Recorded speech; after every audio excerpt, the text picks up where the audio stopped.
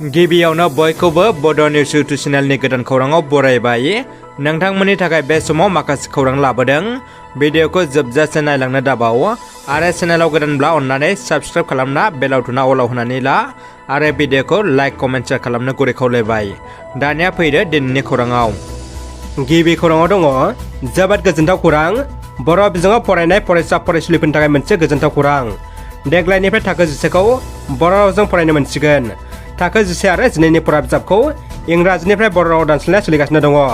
बर' थुनलाइ आफादनि हांख्रायनाय आरो गरेस्वर गुदि बर' थुनलाइ आफादनि बानजायनायाव बाक्सा जिल्लानि सिङाव थानाय गरेस्वर नोगोर आफाद नब्लाङाव शुक्रबार आरो सुनिबार सानैनि हाबाफोरजों जौसिन थाखोनि राव सोलायनाया जोबनानै थांबाय।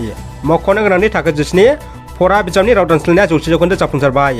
राव दानस्लाय आफादा फोरमायथिनाय बायदिब्ला देग्लायनिफ्रायनो 10 थाखोआव बर' रावजों फरायसा फरायसुलिफ्रा फरायनो मोनसिगोन होननानै फोरमायदों।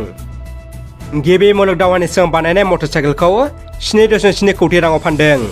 गिबि मुलुग दावहानि सिगां बानायनाय एबा 115 बोसोरनि हार्ले डेभिडसन मटर साइकेलखौ लास भेगासनि मेकामनि लामाव गासै 7.7 कौटि राङाव फाननो हाबाय। बे मटर साइकेलखौ थांनाय 1908 मायथाइयाव हार्ले डेभिडसना बानायफुंदोंमोन आरो बे मटर साइकेलखौ जोथोनै लाखिना दोननानै दिनै कौटि रां बेसेनाव फाननो हाबाय। हाग्रा बिफाननि गेदेर जाफुंसारनाय। चिराङाव खनले आयेन बेरेखायै दंफां दानफायनानै फालांगि खालामनायखौ हमनो मोन्दों।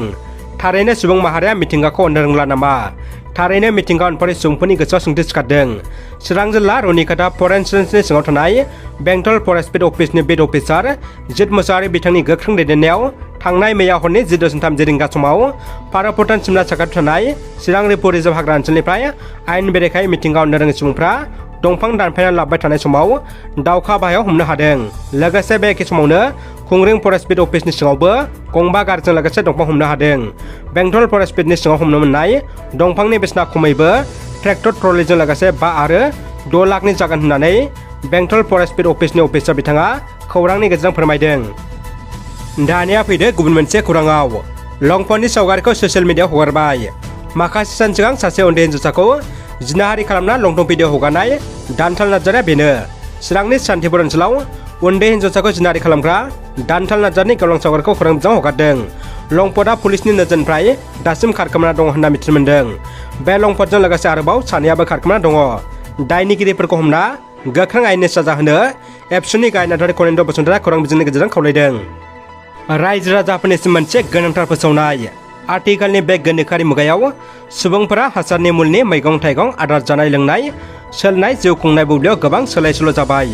जायनि जाउनाव गोबां सुबुंफोरनाव बायदि मैया बेराम आजार सानाय सुनाया साफिबाय।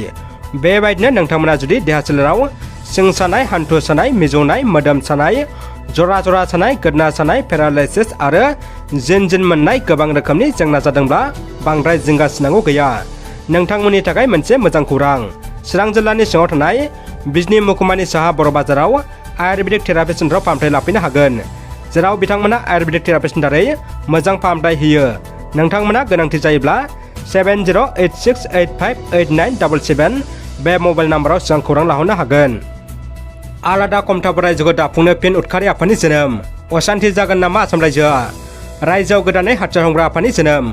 ग्रेटार कचबिहार लिबारेशन अर्गानाइजेशन सुंद'यै JCL मुंनि गोदान हाथियार हमग्रा आफादनि जोनोम। भिडिअनि गेजेरजों JCLनि बिबुंथि। आलादा कमतापुर रायजोखौ भारत आसाम बेंगल सरकार थाबैनो दाफुंना होनांगौनि गोख्रों दाबि। दानिया फैदो जोबथा खौराङाव। चिरां जिल्लानि पानबारि अग्रङाव गान्जा फालांगि हमदों।